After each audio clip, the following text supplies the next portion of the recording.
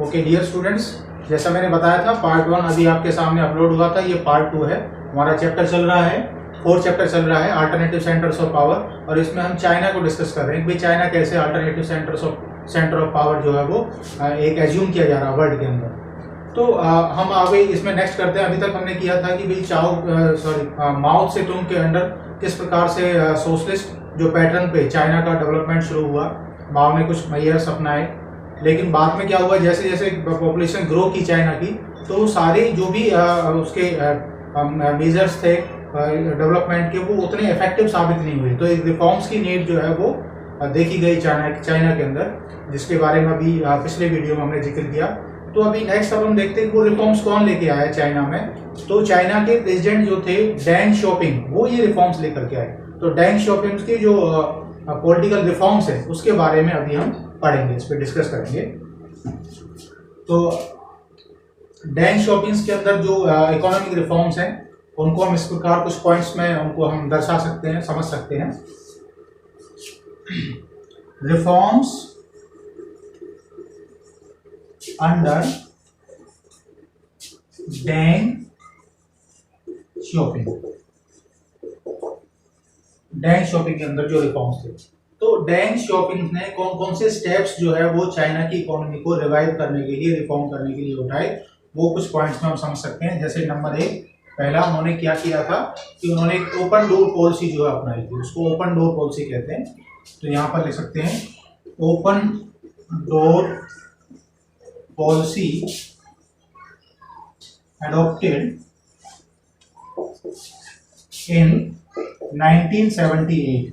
ये ईयर पूछ लेते हैं कई बार एग्जाम में आपसे कि भाई कौन से ईयर में ओपन डोर पॉलिसी आई चाइना में, तो इसलिए मैंने लिखा है 1978 के अंदर ओपन डोर पॉलिसी। इसका मतलब क्या हुआ? इसका मतलब ये हुआ कि भाई चाइना ने अपने दरवाजे अब मन बना लिया धीरे धीरे कि हम जो फॉरेन इन्वेस्टमेंट है उसके लिए अपने डोर जो है वो ओपन करेंगे। तो इसको ओपन डोर पॉलिसी कहते हैं, 1978 में आया। तो इसके बाद सेकंड जो उन्होंने स्टेप उठाया था वो था जिसको कह सकते हैं privatisation. Privatisation of what? Privatisation of agriculture. तो सेकंड स्टेप हम लिखेंगे यहाँ पर प्राइवेटाइजेशन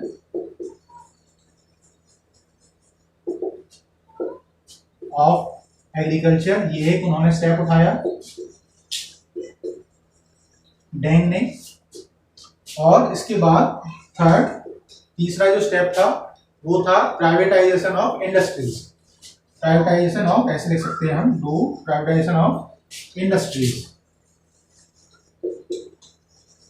इंडस्ट्रीज का प्राइवेटाइजेशन उन्होंने स्टार्ट किया, क्योंकि जैसा कि आप जानते हो सोशलिस्ट पैटर्न पर चाइना का डेवलपमेंट चल रहा था। तो जो इंडस्ट्रीज थी वो स्टेट ओन्ड थी। स्टेट ओन्ड मतलब राज्य के द्वारा वो ओन थी, नियंत्रित थी, उसके कंट्रोल में थी। तो चाइना ने क्या किया, इनको ईज आउट करके इनको प्राइवेटाइजेशन इसका शुरू किया। और स्टार्टिंग में उन्होंने जो स्मॉल इंडस्ट्रीज थी उनको जो है प्राइवेटाइज किया। ये ऐसे नहीं है कि एकदम से सारी इंडस्ट्रीज, जैसे रशिया ने बाद में हमने पहले पढ़ा था उस चैप्टर में कि रशिया ने जो गलती करी थी कि भाई एक साथ सारा जो है प्राइवेटाइजेशन उन्होंने कर दिया था। तो ऐसा चाइना ने नहीं किया। उन्होंने ये प्राइवेटाइजेशन का जो प्रोसेस है इसको स्टेप बाय स्टेप उन्होंने बढ़ाया। ठीक है, तो पहले स्मॉल स्केल इंडस्ट्रीज को, मीडियम स्केल इंडस्ट्रीज को धीरे धीरे निजी हाथों में दिया। उसके बाद जो है कुछ एक जो है इंडस्ट्रीज उन्होंने जो है वो निजी हाथों में सौंपनी शुरू करी। तो this is privatisation of industries. ये उन्होंने एक स्टेप लिया इसको रिवाइव करने के लिए इकोनॉमी को। और नेक्स्ट जो पॉइंट इसमें लिखेंगे हम वो कि वन चाइल्ड पॉलिसी उन्होंने अडॉप्ट की थी। हाँ, इसका भी ईयर पूछ सकते हैं। प्राइवेटाइजेशन ऑफ इंडस्ट्री ये 1998 के अंदर इन्होंने ये रिफॉर्म अपनाया था, प्राइवेटाइजेशन ऑफ इंडस्ट्रीज। और इसके बाद उन्होंने क्या किया था, establishment of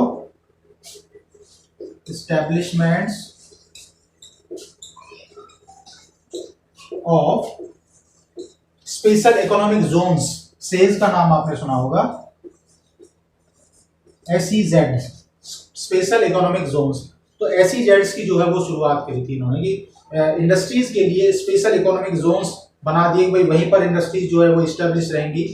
तो इस तरह से 6 जोन्स में जो है उन्होंने चाइना के अंदर जो है SEZ बनाए थे, 6 जोन बनाए थे स्पेशल इकोनॉमिक जोन्स करके, जहां पर फॉरेन इंडस्ट्रीज जो है वो इस्टेब्लिश हो सकती थी या प्राइवेट इंडस्ट्रीज जो है वो इस्टेब्लिश हो सकती थी। तो इसके लिए पर्टिकुलर जगह उन्होंने निश्चित किया। ऐसा नहीं है कि पूरे देश में जगह जगह SEZ बना दिए थे। तो उन्होंने जो है वो एक लिमिटेड एरिया के अंदर SEZ जो स्टार्ट किए थे। उनका एरिया बड़ा था लेकिन वो कुछ एक पॉकेट्स में थे। आप अपने इंडिया से आप कंपेयर करके देख लेना, मुझे लगता है इंडिया में अगर आप फाइंड आउट करोगे तो 200 के करीब आपको SEZs मिलेंगे। तो this was not the case with China. तो इस्टेब्लिशमेंट्स ऑफ SEZs। उसके बाद नेक्स्ट पॉइंट में हम नंबर पॉइंट 5 डालेंगे। उन्होंने इससे पहले बल्कि एक पॉलिसी और अडॉप्ट की थी, जैसे हमने पिछले वीडियो में भी डिस्कस किया था कि चाइना अपनी ग्रोइंग पॉपुलेशन से बहुत ज़्यादा परेशान था, क्योंकि लगातार पॉपुलेशन बढ़ती जा रही थी। तो उनके फूड का संकट और कैपिटल गुड्स का जो है वो क्राइसिस जो है क्रिएट हो रहा था चाइना में। तो उसको कंट्रोल करने के लिए चाइना ने वन चाइल्ड पॉलिसी जो है अडॉप्ट की थी। One child policy adopted. ये कब अडॉप्ट हुई थी? इन 1979। ठीक है, तो वन चाइल्ड पॉलिसी उन्होंने अडॉप्ट की और इसके सकारात्मक असर, पॉजिटिव इफेक्ट इसके देखने को मिले कि पॉपुलेशन जो है वो धीरे धीरे कंट्रोल होगी चाइना की, फिर उतने ज़्यादा रेट से वो ग्रो नहीं की। ठीक है, तो ये उन्होंने जो है एक अच्छा स्टेप उन्होंने उठाया अकॉर्डिंग टू नीड, उस वक्त जो नीड थी चाइना की उसके हिसाब से। तो नेक्स्ट इसमें हम पॉइंट जो है वो मैं इसको रब कर देता हूँ, स्पेस कम है तो यहाँ से मिटा करके अगला पॉइंट हम इसमें लिखेंगे।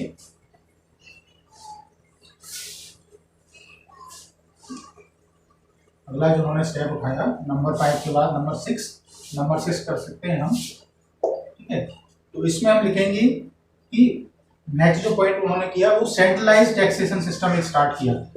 Centralised taxation system initiative. ठीक है, इनिशिएटिव। तो एक सेंट्रलाइज्ड टैक्सेशन सिस्टम इनिशिएट किया। इसकी जरूरत इसलिए पड़ी क्योंकि अब से पहले तो ऐसा टैक्स का कोई कंसेप्ट नहीं था चाइना के अंदर, जब तक वो एक सोशलिस्ट पैटर्न पे डेवलपमेंट चल रहा था, क्योंकि कंट्रोल सारा स्टेट के अंडर था। तो जो भी प्रॉफिट होता था, चाहे वो इंडस्ट्रीज का है या एग्रीकल्चर प्रोड्यूसेस से जो प्रॉफिट है, वो सारा प्रॉफिट एज सच गवर्नमेंट के पास जाता था। तो उसके गवर्नमेंट के पास टैक्स का कोई ऐसा कोई खास कॉन्सेप्ट नहीं था कि टैक्स लगा करके पैसा लेना है। अब क्योंकि अब प्राइवेटाइजेशन करना शुरू कर दिया तो उन्होंने जो है वो टैक्स लेना फिर शुरू किया, भाई हमें जो है टैक्स की जरूरत पड़ेगी। इवन बैंक्स जो है वो इस्टेब्लिश किए कुछ।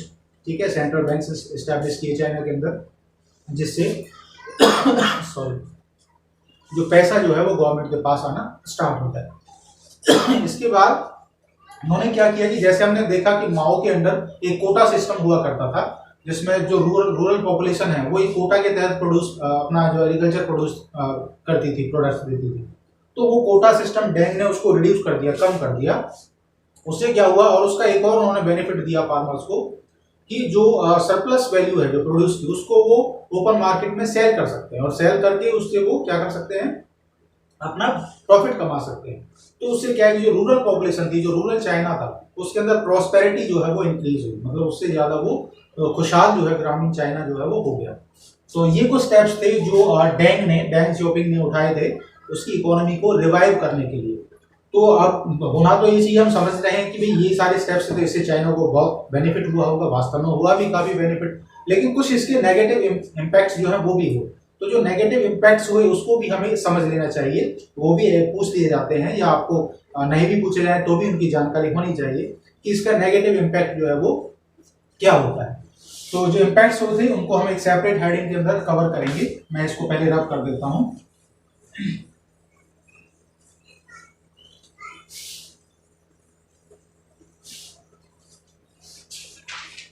तो अब हमारी जो बनेगी हेडिंग यहां पर, वो बनेगी negative impacts of economic reform.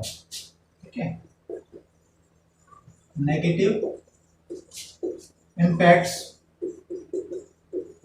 Of economic reforms. क्या नेगेटिव इम्पैक्ट्स बने? नंबर एक तो जो नेगेटिव इम्पैक्ट इसका बना वो था करप्शन का, कि करप्शन जो है वो इंक्रीज हो गया। ठीक है ना, तो करप्शन एक हेडिंग बनेगा, करप्शन एंड इन्फ्लेशन। ये नेगेटिव इम्पैक्ट था करप्शन और इन्फ्लेशन का। भी करप्शन हुआ और उससे जो है महंगाई भी बढ़ी। अब ये करप्शन किस तरह से हुआ कि जो जैसे मैंने बताया इंडस्ट्रीज को प्राइवेटाइज किया, तो पहले स्मॉल स्केल इंडस्ट्रीज को किया, तो उनका जो स्वामित्व था जो उनकी ओनरशिप थी वो उन्हीं लोगों के हाथों में चलेगी जो गवर्नमेंट में थे, जो लोकल गवर्नमेंट के जो रिप्रेजेंटेटिव्स थे, उन्होंने उनको जो है ले लिया, मतलब अपने अंडर ले लिया, अपने कंट्रोल में ले लिया, और कुछ दूसरे प्राइवेट लोगों के हाथ में चले गए। तो उन्होंने बहुत सारे जो है टैक्टिक्स अपना करके, गलत गंदे तरीके से व्यापार का तरीका अपना करके, होर्डिंग्स करके, डिमांड आर्टिफिशियल क्रिएट करके, चीज़ों को इन्फ्लेशन क्रिएट कर दिया, महंगाई बढ़ा दी, करप्शन इससे बढ़ गया, लोग अपने काम निकालने के लिए रिश्वत देना शुरू कर दिया लोगों ने। तो करप्शन और इन्फ्लेशन जो है वो बढ़ गया था इसके बाद, जो अचानक चाइना के अंदर इंक्रीज हो गया था। ये इसका एक नेगेटिव इम्पैक्ट था। सेकेंड इम्पैक्ट इसमें क्या है कि पुअर वर्किंग कंडीशन स्टार्ट हो गई। Poor working conditions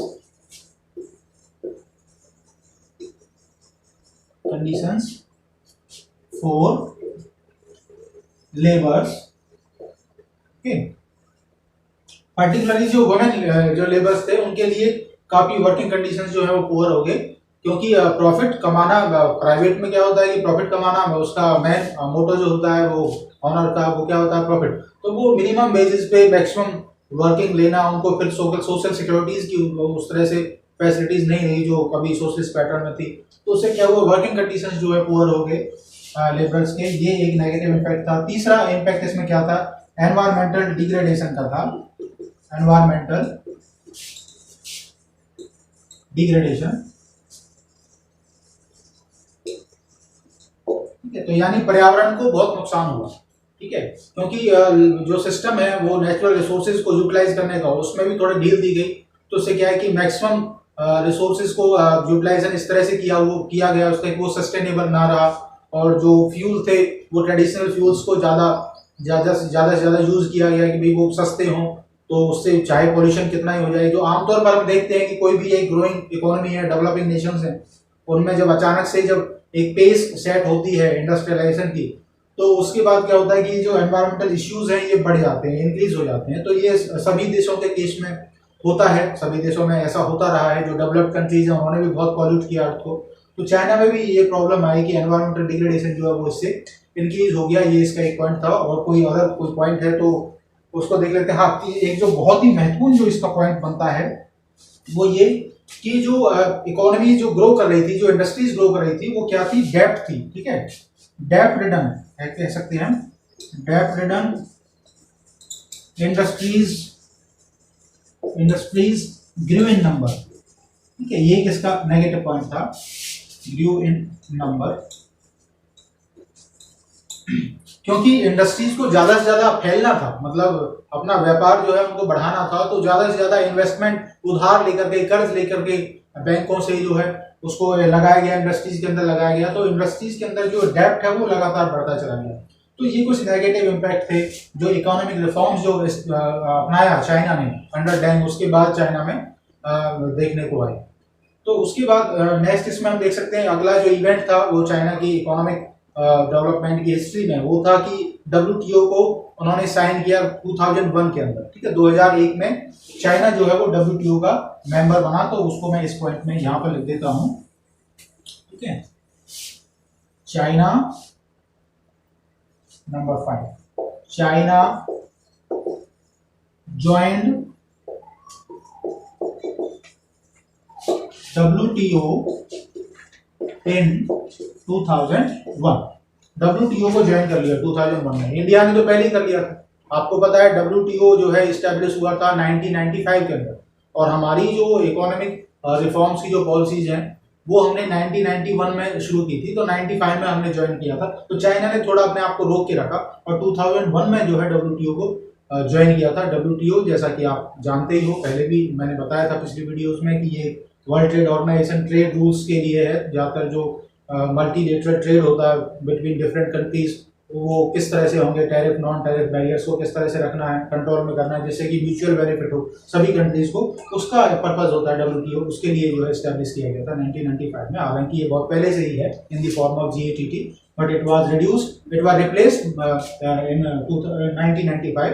GATT was replaced by WTO। Okay, so finally अब हम देखते हैं अपने अंतिम जो हमारा लास्ट जो हमारा सेक्शन है इसमें, उसमें हम देखते हैं कि भाई फिलहाल जो करंट जो सिचुएशन है चाइना की वो कैसी है, उसको हम कैसे एसेस करते हैं। तो ये हमारा लास्ट जो है सेक्शन रहेगा, इसको हम जस्ट अभी डिस्कस करने वाले हैं। इसको मैं रब कर देता हूँ।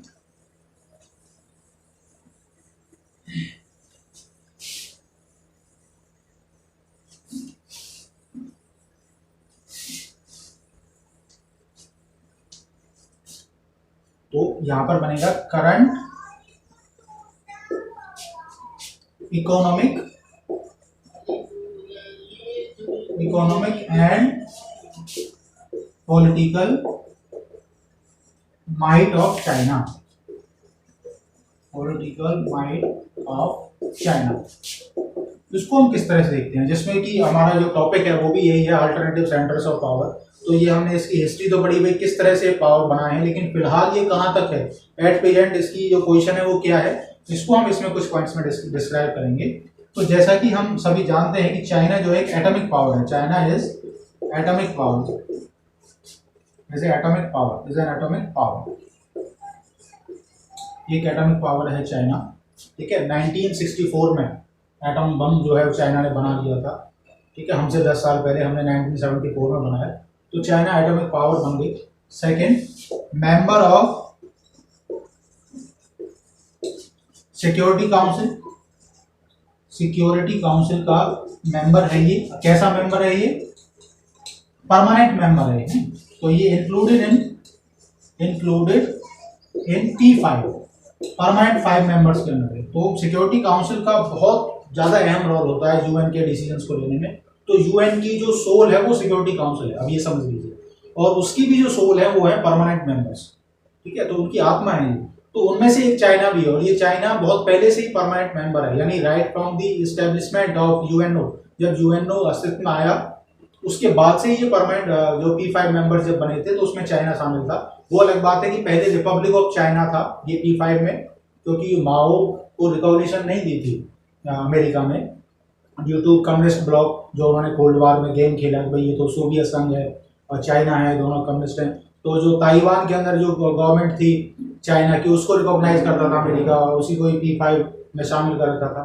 बाद में जब डिप्लोमेटिक टाइज जब इस्टेब्लिश हो गए यूएसए के साथ, जैसा कि पिछले वीडियो में भी हमने देखा, तो उसके बाद अमेरिका ने धीरे धीरे उसको रिकॉग्नाइज किया कि कम्युनिस्ट चाइना को, भाई जो डी फैक्टो पावर है वास्तव में चाइना को रूल करने की, वो तो माओ के पास है, माओ की चाइना के पास है। तो PRC को, पीपुल्स रिपब्लिक ऑफ चाइना को, फिर बाद में 1979 में जो है यूएस ने रिकॉग्निशन दिया था। Then the membership was shifted from republic of China to people's republic of China. Okay, now it's in permanent P5 members. Then number third, largest standing army है हमारे पास चाइना के पास, लार्जेस्ट स्टैंडिंग आर्मी ये कितनी है? लगभग 20 लाख के करीब है, 20 लाख आर्मी जो है चाइना की। ठीक है, चाइना के पास लार्जेस्ट स्टैंडिंग आर्मी है, 20 लाख के करीब है, जो इंडिया से भी 5-6 लाख के करीब ज़्यादा है। ठीक है, तो ये इसके कुछ माइट बता रहे हैं, उसके बाद आगे भी पॉइंट्स दिखेंगे, स्पेस कम है तो इसको रब कर देते हैं।